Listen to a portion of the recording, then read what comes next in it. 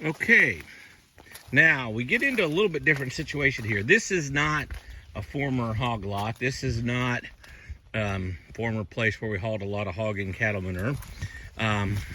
This is not that you see those buildings in the distance. It was just right to the right of those buildings where I took the last video. The corn planted on the same day, and as you can see, not near as tall. Once again, still 6 o'clock in the afternoon. Got an excellent stand. I mean, I'll take this stand. Once again, you can see the tracks from the spraying. So,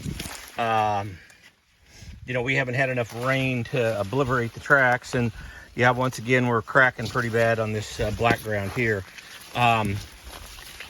You know, we're going to have spots that we're going to have some corn. But I got just too many areas like this that it's going to be tough for this corn to yield very well if the forecast holds, which is basically no rain for another 10 days. And I get it. You know, a lot of people in a lot of areas would say, oh, that's really good looking corn compared to what a kind of APH, what kind of normal yield.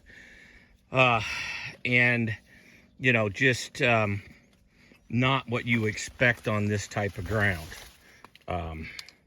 And I know we can get into grain marketing and everything else, and everybody can talk about demand, but you do have to have something.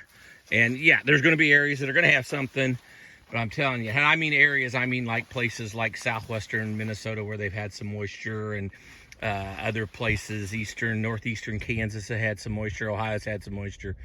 But this in here, it's gonna stretch this to be anywhere near below normal. It's going to be pretty poor.